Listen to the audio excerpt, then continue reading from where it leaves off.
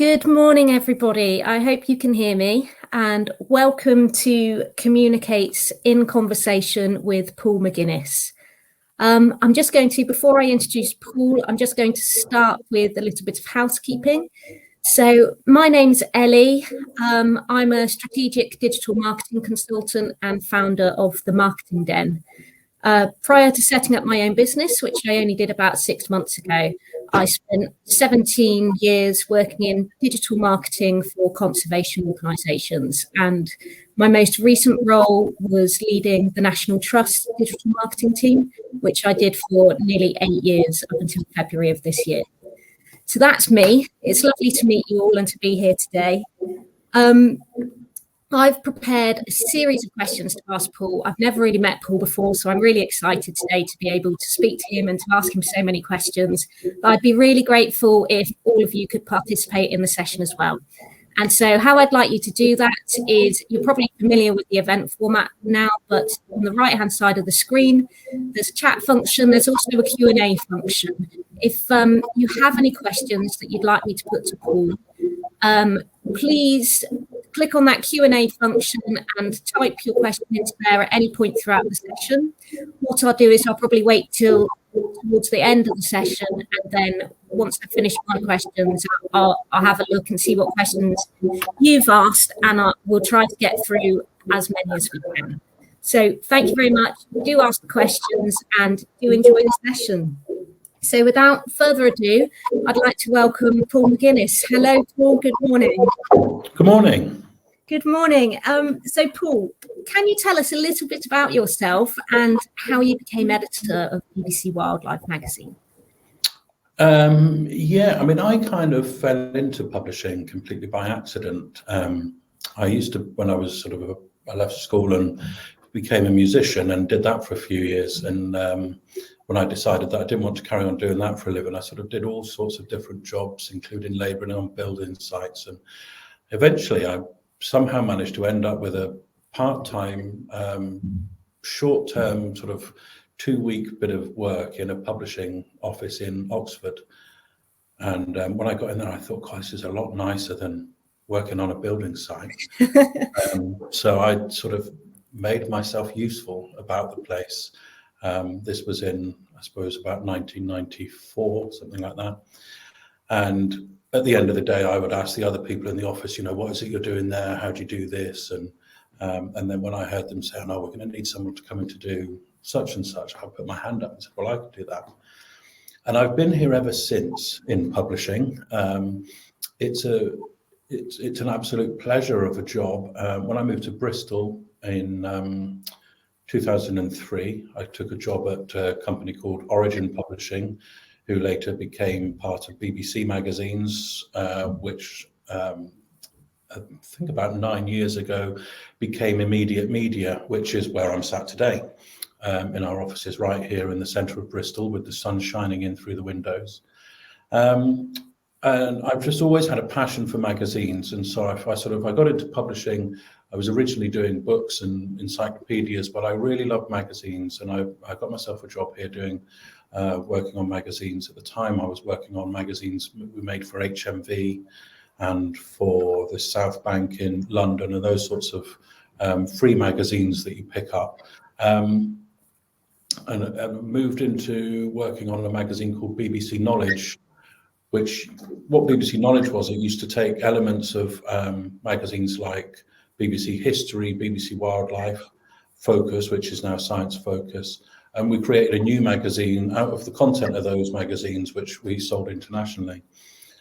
And through that, I just got this, I've always had this passion for magazines, and I got the bit between my teeth, and I was determined that I was going to become an editor of a magazine, and I had my sights set on BBC Wildlife.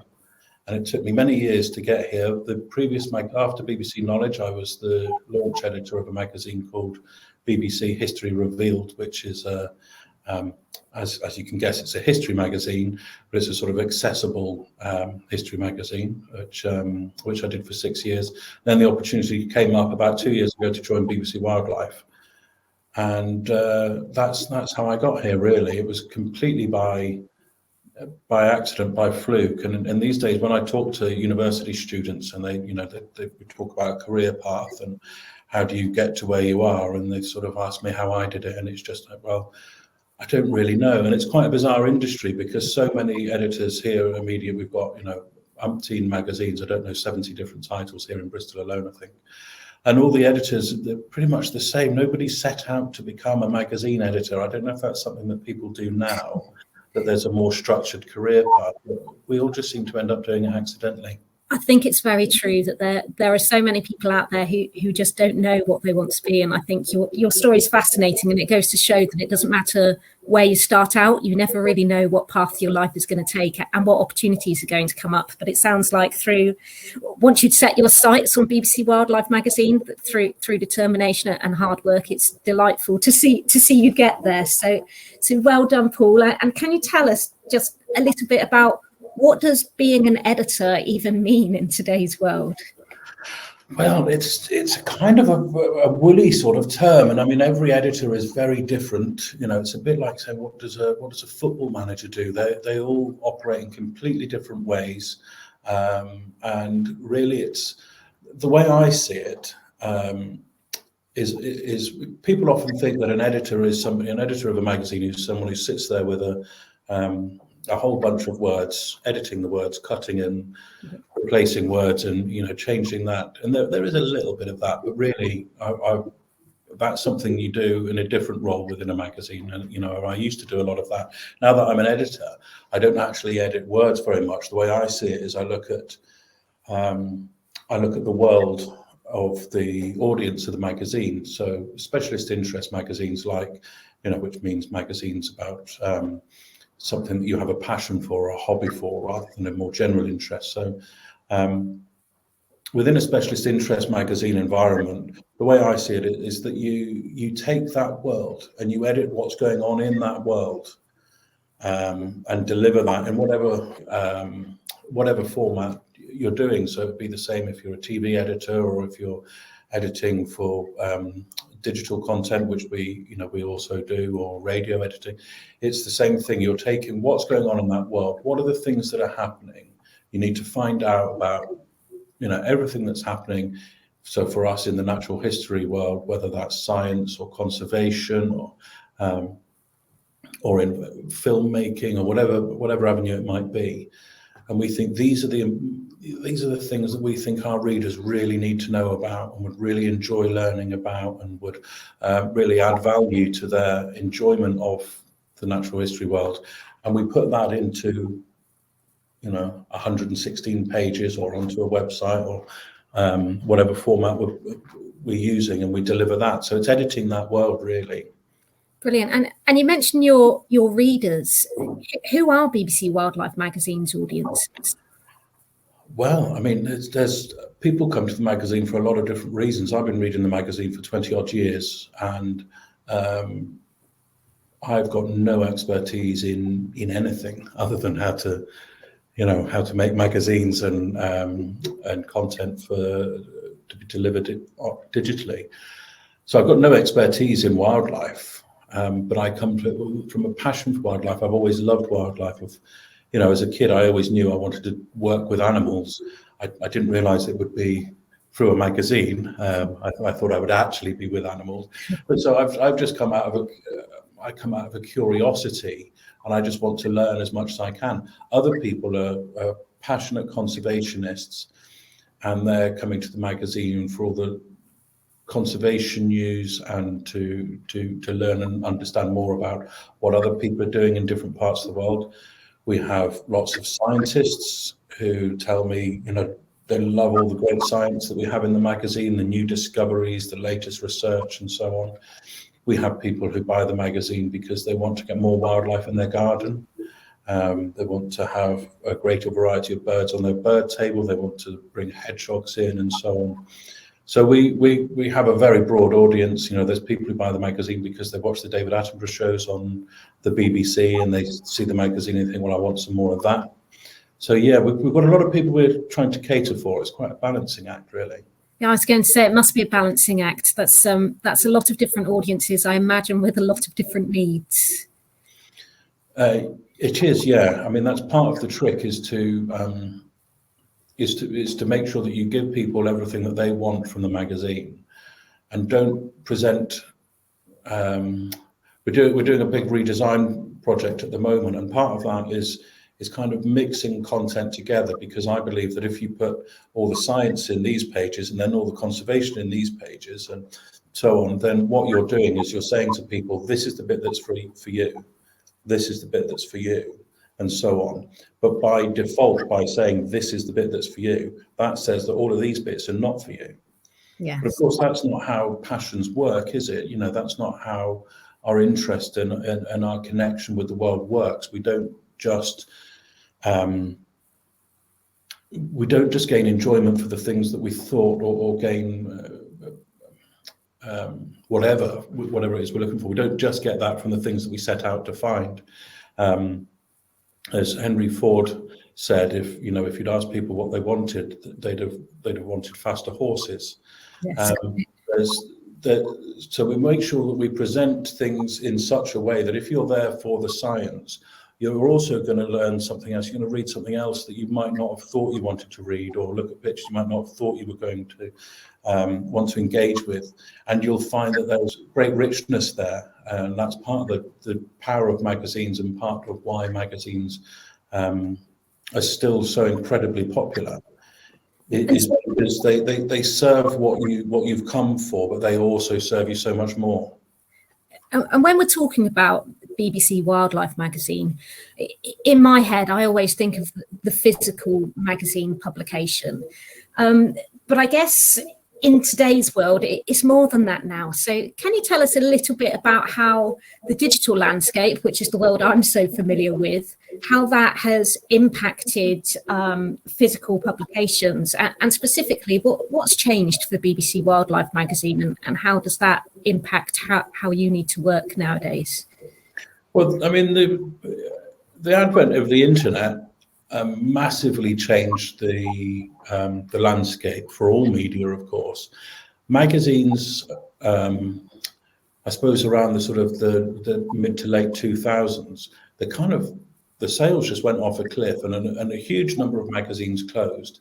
For example, where I work, we used to publish lots of hair magazines. We had Your Hair magazine, Hair Ideas, Blonde Hair, and they sold 100,000 copies a month.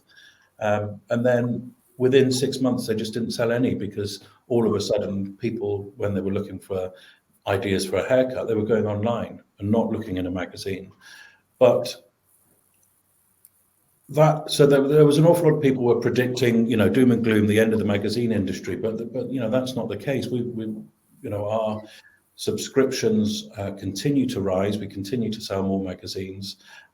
Yes, for a lot of people, there was a big change. But what we began to learn, and what we began to understand, is that different people want to consume media. They want to consume content. We talk about content a lot within our industry. We want to consume it in different ways, depending on A, who they are, B, what sort of content it is, and C, where they are. So if I'm waiting for a train, I'm consuming content on my phone. And then when I get on the train, I put my phone away and I take my magazine out. And those are very different things that I'm reading. On my phone, I want quick information. I want to quickly know the latest information or the latest event that I want to be part of. But when I'm on the train and I've got 2 hours before I get to Paddington, and it's a luxury time. I get to sit and indulge my passion in whatever I'm reading. And those are very different types of content. And so for us now, we have to be thinking much more about what content do we think we would be able to create that has value to an audience. And then we think of what is that audience and how should we serve them that content. So we've got around 500,000 followers on social media. We get around we serve out something around 500 to 800,000 pages on our website every month. These are really, really big audiences, but they're coming for different things. Within the magazine, one of the great luxuries of our magazine is the photography. We get the best photographers in the world. and we get to present their work in a way that you can just luxuriate in. But that just doesn't work on one of these. It's just little, it's small. You can't see the wonder of it. So yeah, I mean, that's the main thing that we have changed, and we're in a period of great change at the moment. I mean, this year we've changed. This last 18 months has changed more than anything, because fairly obviously people stopped going into Smiths at the train station when Smiths was closed and there were no trains running. So we turned to the content online, and our online audience has grown massively. And so now we're paying an awful lot of attention to how we can best appeal to those audiences. So it's a journey of discovery, and the main thing that I've learned about it so far is that as soon as you get your head around it, it all changes. Yes, quite. I can definitely relate to that, Paul. And I mean, it's fascinating, and I love that it's been such a positive story for BBC Wildlife Magazine as we've kind of evolved. But I guess you were talking a lot about different audiences then, and the different contexts in which those audiences might be in. Do you find that any particular format works particularly well for a particular audience type, or is it more just about the context that the audience might be in at the time? It's an interesting question. I'm not sure. I mean, I think when I think of an audience type, I immediately think, am I thinking about different types of people or different types of different types of media that they're consuming, which are kind of two, quite different questions. But if I think about, so an audience, the sort of content that an audience online is consuming, we find picture galleries are great, but they're very quick and they're very small. We find sort of, people are coming to the website because they want to know something about what's happening now. So at the moment, we're updating all our content about hibernation, for example, because people are coming to the website because they're going to Google or whatever other search engine they're using, and they're saying, what animals hibernate? How can I help hibernating hedgehogs? And that kind of thing. So they're coming because they want to find the answer to a question. So it's very much a sort of question and answer sort of content does really, really well for us online. And guides to species. So if someone's searching for information about hedgehogs hibernating, they think they might have hedgehogs hibernating in their garden. They want to, they want to find out what to do to make sure they don't disturb them. If we just tell them about hibernating hedgehogs on a page, and that's all the information that they get, then they very quickly go away. But if they come to the information that they want on a page that's, huge, long page full of information about hedgehogs, everything you could ever want to know about hedgehogs, all in one place, the reader is much more likely to stay there and end up learning more and more and more, and going through different links. Once they might go up to a link to hibernation and read all about what's the difference between hibernation and torpor and things like that. So it's a very inquisitive sort of person that tends to be coming online. It's a very woolly answer, but I'm afraid it's a very woolly. It's actually not a woolly answer. It's actually really interesting just to hear about how actually you're adapting your content, I think, in different ways, dependent on the channel in which they're being consumed. And related to that, I've got another question, which is around storytelling. And so the BBC obviously nailed the art of storytelling long ago, particularly in traditional formats. But I guess the way in which people consume information is different in all these new channels online. So if we think about social media, for example, the way someone consumes on social media, if you were to put a story out via video on social media, you would need to capture their attention within the first second. Whereas if you were telling a story in a magazine, you would probably build towards that main event. So I guess it feels to me like there's probably a bit of a difference in the way you might need to tell stories. So is that what you've found, and how do you manage that in terms of production, those kind of different routes to storytelling? Yeah, I mean, absolutely. You've nailed it there exactly. You've got to hook people's attention immediately on video or online.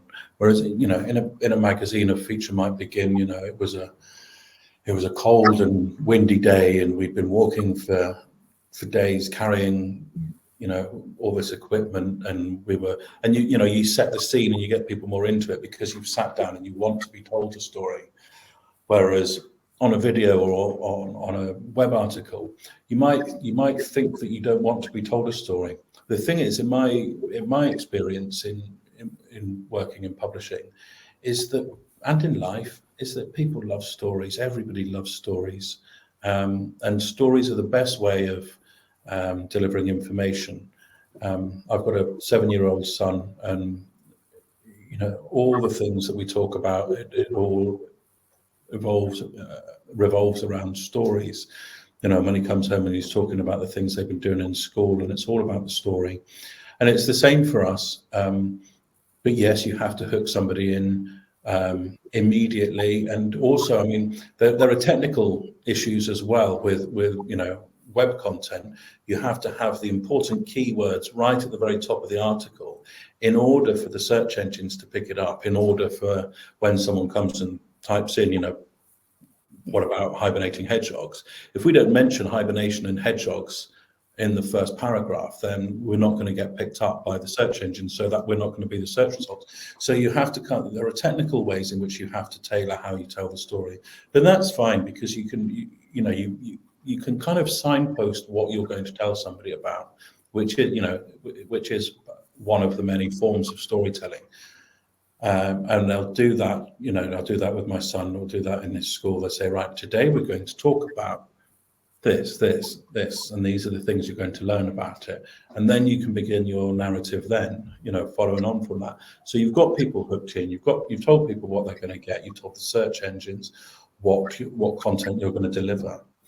And then you can tell your story that way. So we can use the same content online and in the magazine, because they're such different audiences. Yes, there is some overlap, but you know, people are coming for a different reason and for different things. So we can use the same content online and in the magazine, but we tend to edit it in a different way.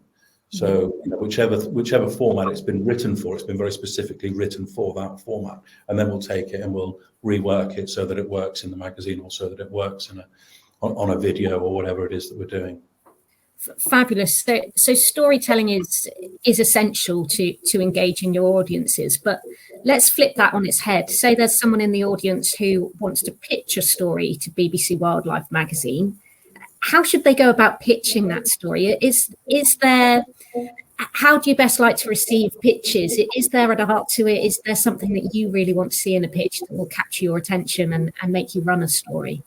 Well, I mean, yeah, we do have guidelines on our website for anybody who's looking to pitch us stories, and you know, we love getting pitches. We get pitches every day, you know, sometimes double figures of pitches every day, and it's very difficult or impossible actually to reply to all of them.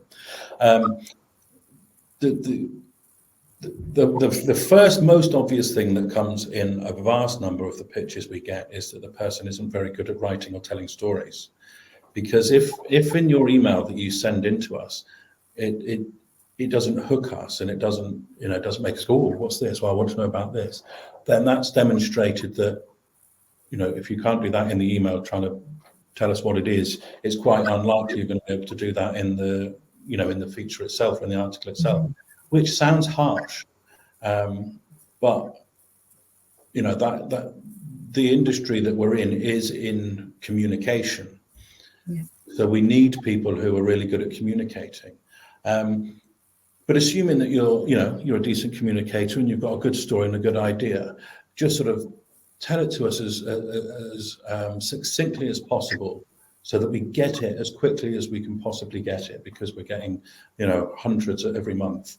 I had a colleague who used to have a lovely way that he asked people to pitch. He always used to say, you have to tell us you get 2 sentences for each of these 3 things. What's the story? Why should we be telling it? And why should we be telling it now? Fabulous. That's the thing. So it's, you know, it's why is this a story that BBC Wildlife should be telling? And why is it a story that BBC Wildlife should be telling in January 2022, or whenever it is that the story's there? There's an I mean, I think that's probably one of the neatest ways of doing it. And I write freelance for different people and have done for decades. And that's always that. Whenever I try and send a pitch, I always say, right, hi, here's the pitch. This is the story. This is the hook. This is why it's really, really interesting now, and this is why it would appeal to your audience. And then after that, here's my credentials as to why I should be the person writing it, because you need that as well, because you need to have that authority. You need to. You need to, readers are going to look at it and go, okay, well, this is all very well, but who is this person telling me this story? And why have you been selected as the most important person to tell this story? Fabulous. Yeah. I think that third point is really interesting, that why should we tell this story now? Because that's obviously how you ensure that the stories that you're telling are relevant. Which obviously is important at the moment. Yeah, I mean, we're having this conversation this morning about polar bears.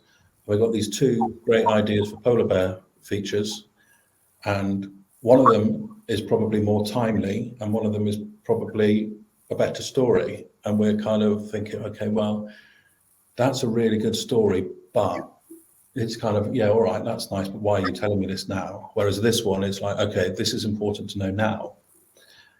And we haven't decided yet. I couldn't tell you now which one of those is going to trump the other, but that's the sort of conversation that you have. Do you know, it must be, you must feel very pleased to be in a world where you're able to say, this morning we were having a conversation about polar bears. I think there's probably a lot of people in this audience who are very envious of your role, Paul. Yeah, I mean, we never take that for granted. We were saying yesterday, because we're coming back into the office now a couple of days a week. Then we were just all saying yesterday, God, we're so lucky doing this, aren't we? What a great job, because it is a great job. It's fantastic, because we got some brilliant polar bear pictures, and I could spend all day looking at pictures of polar bears. Do you do that sometimes? Do you find you waste time because the photography is so good you can't help but just look at photographs? So. Yeah, I spent about 20 minutes earlier this morning looking at some photos of golden hares that I've already seen that I have no need to see. So, they're amazing. Have you seen them? They're mad. It must be impossible to resist. So Paul, I think, can you just tell us what's, and this might be a hard one for you to answer actually, but your passion really shines through. What's your favourite story that you've told since you've been at BBC Wildlife magazine? Ooh, so many. I mean, there's two that really spring to mind this year. And one of them was kind of not one story, but 50 stories, and each of those stories tied in with lots of other stories. But last year, I don't know if you felt this, but I felt last year was a bit of a tough year. There was that whole pandemic thing going on, and it got us down a bit. And so we thought, there's so much doom and gloom around, but there's also so many really positive stories. So we started this year with our January issue. We did a special issue, 50 Reasons to be Cheerful in 2021.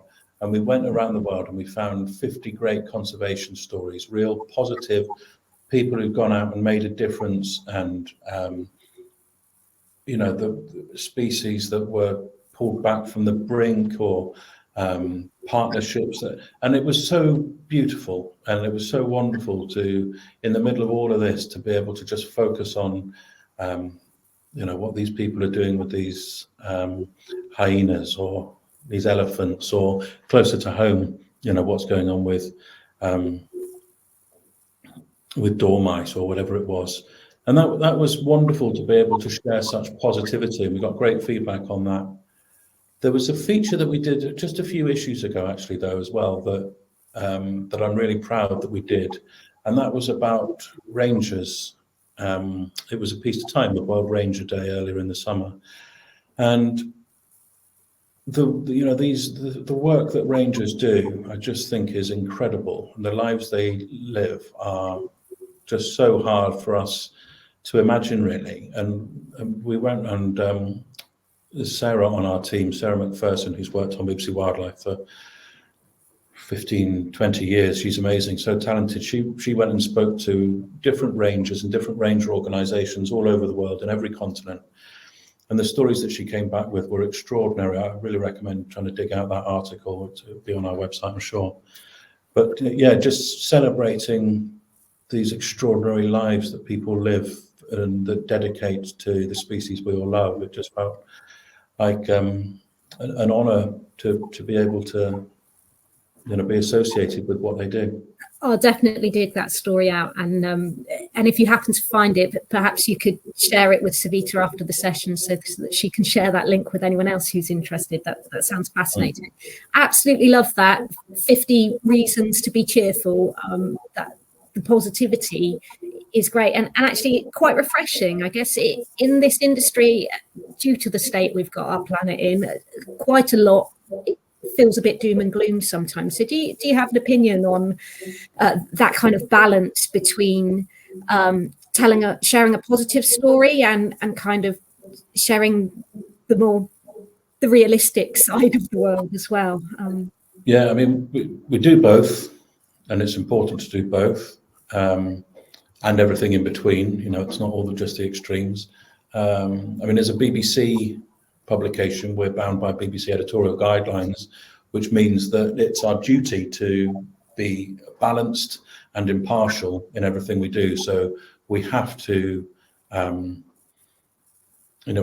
part of working under the BBC banner, we have to make sure that we show every aspect and every side of things. So, for example, we did a feature about the badger cull last year, and rather than, you could probably imagine the kind of opinions that people who work on a wildlife magazine have around the badger cull, but it's not our job to put forward our opinions, our personal views. It's our job to report on the facts. So we went and spoke to everybody who has a stake in what's happening with the badger cull, and presented all that information, and then it's up to the reader to make up their minds. In terms of shying away from some of the harder stories, we did I remember a feature we did last year on illegal wildlife markets, and the so-called wet markets that were obviously in the news at the start of the pandemic for fairly obvious reasons, and it was horrible. The stories, the photos that came in with it was just awful, and we sort of looked at it and we thought, oh, I don't want to show this, I don't want to put this in the magazine. But at the same time, it would be wrong. I believe it would be wrong of us to not share that and not put it in. We're conscious that a lot of people come to our magazine as an escape. They come here because they want to look at the great photography. They want to read the stories of people being off in the forests and jungles of Guyana and encountering giant anteaters and enjoying that wander. But at the same time, it's those things don't happen in one world and these things in another. This is all in the same world. And so, when I talked earlier about editing what's going on in that world, that's part of it, and it would be irresponsible, I think, for us to not include those stories. I think you're right. I think it's almost your responsibility to share that balanced view, even if it's personally quite challenging for you at times, and sometimes you have to share viewpoints which you don't agree with, and sometimes you have to kind of share those really hard to tell stories. So thank you for that. You do. It was quite interesting. When I moved on to wildlife, having been the editor of a history magazine for years, and I used to have to look at, a history magazine is basically, here's a magazine about all the worst things that have ever happened in human history, because that's, really it's mostly sort of that kind of thing. And I thought, and I did actually start to damage my mental health, and I really started to struggle. And I got onto the wildlife magazine. It was like, hooray, I don't have to look at pictures of the Holocaust anymore. And someone said, yeah, it's just the impending collapse of life on Earth that you've got to deal with now, isn't it? Oh, yeah, it's not lighthearted, is it? Well, Paul, thank you very much. That's all the questions I'm going to ask, because I feel like I've taken up so much of your time, and I'm conscious that there are a few questions in the chat that people have asked. So I'm going to start off with a question from Becca Smith, who asks, how do you source your feedback, especially on specific pieces within an issue? Is it social media response to those stories, and how much are talking about them outside of the magazine? Well, that is a very difficult thing to judge, is the feedback on the magazine. That's one of the joys of the digital publishing side, is you get instant feedback. You can instantly see whether something's been popular, because you can see in real time people reading it and how long they're continuing to read it for, and the comments that they leave, and that kind of thing. Whereas within a magazine, we rely on a few metrics, one being emails and letters, and we get a lot of those, and that's really, really helpful. Another being, we do regular reader surveys where we send questionnaires to our readers. We put them in the magazine and send them out to our subscribers, asking what particular things they've enjoyed and not enjoyed, and to give us feedback, and those are really useful. The slight snag with those sorts of things is that you only get the feedback then of, so for example, on a reader survey, you only get the feedback of people who are likely to fill in reader surveys, which means that you don't, I've never filled in a reader survey ever. So on all those magazines, they've never had my opinion. Whether that would be hugely different to the people who fill in the survey, I've absolutely no idea. I also never write into a magazine and say, "Oh, I absolutely loved that."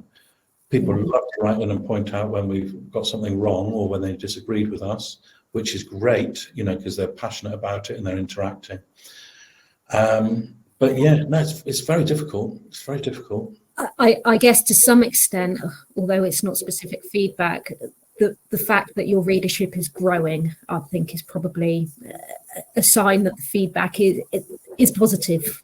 Well, yeah, it is. Although even then, to find out which bits, because I buy magazines, and there will be huge chunks of magazines that I buy that I just am not interested in that bit. There's a football magazine I buy, for example, and it's got about a third of the magazine that I'm just not even vaguely interested in, but the other 2/3 I like. Yeah. But so they've for all they know, that could be the same for all of their readers. The of the magazine they make are so good that the readers still buy it, despite the fact that all of them hate the other third. Who knows? Very, very difficult question to answer, that one. Another question for you then. This one's from Carla Smith. How much of your content is based on recent scientific research obtained from journals? A lot of it. Okay. Yeah, a lot of it. We have we have a big front section where we look at what's been in the news, what news stories there are that we think people should know about, and also what species you might be able to see out and about, what's going on in the natural world in the UK every month. So we have all that. On both of those fronts, they're massively driven by journals. So if we're telling you, so for example, I've just been reading this morning a piece about red foxes that will be going in our November issue, and it just talks a little bit about, in the autumn is when the cubs tend to leave the vixen's earth, and in that, so watch out, that's what's happening now. You might see this sort of thing. You might see some younger foxes on their own. That's why they're doing that. But in there, we also cite a recent study that talks about how how the males' behaviour differs for the females, and that's from, so even something very small like might see some foxes out and about, that will come from a recent study. The news stories very often are based on something published in the papers, but then a lot of our features come on that as well.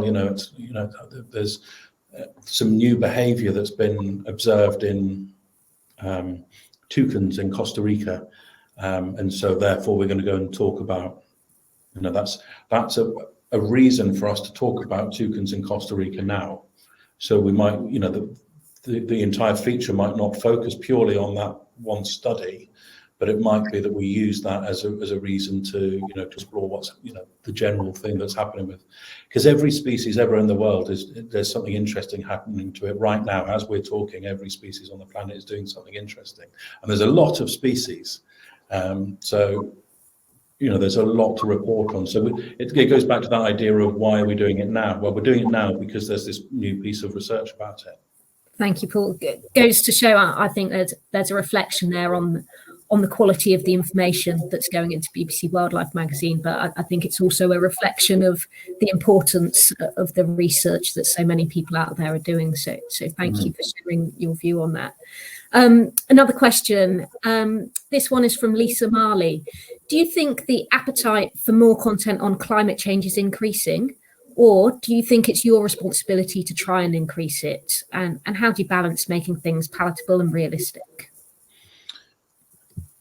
The appetite is definitely increasing because the subject is becoming much more mainstream.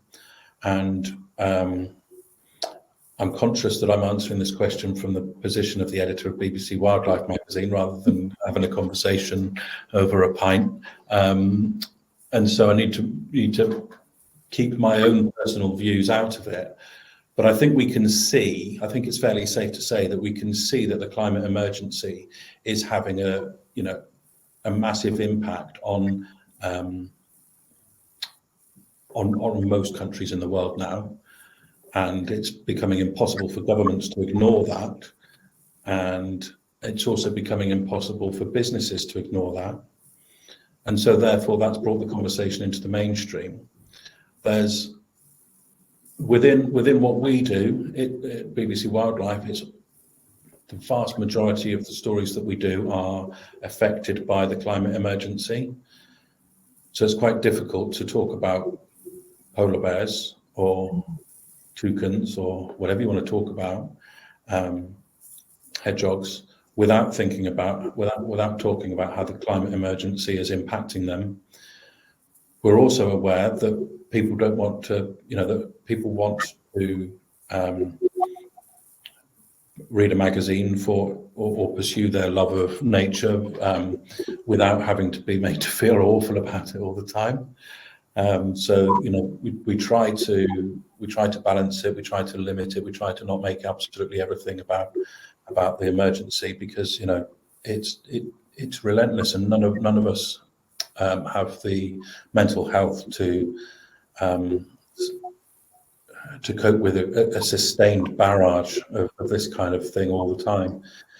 But it's vitally important. It's vitally important. I know in the past there have been criticisms of BBC Wildlife and BBC Natural History filmmaking and the media in general for not highlighting the climate emergency as much as perhaps could have been the case. I can't talk for what's happened in the past. I can only talk for what happens now and what we do in the future.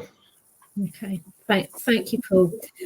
I think we've probably only got time for one last question, so I apologise to anybody else who's asked questions. But I'm going to take this one from Harriet Lawrence. Harriet asks, do you prefer wildlife or people-focused stories, or a mixture of both? Well, there's a question, Harriet. I'll give you two answers.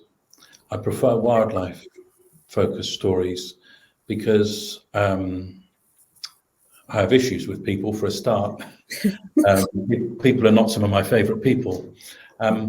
Whereas wildlife, I just can lose myself in the wonder of wildlife forever. And so when I'm reading something that's just purely about the animals or the plants or whatever it is I'm reading about, I can dive into the ocean and read a story about hammerhead sharks and just get lost in the sharks and forget that people exist, and I can just be in a state of pure bliss.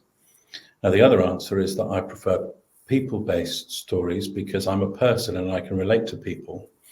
And so I love to learn about people who devote their lives to wildlife and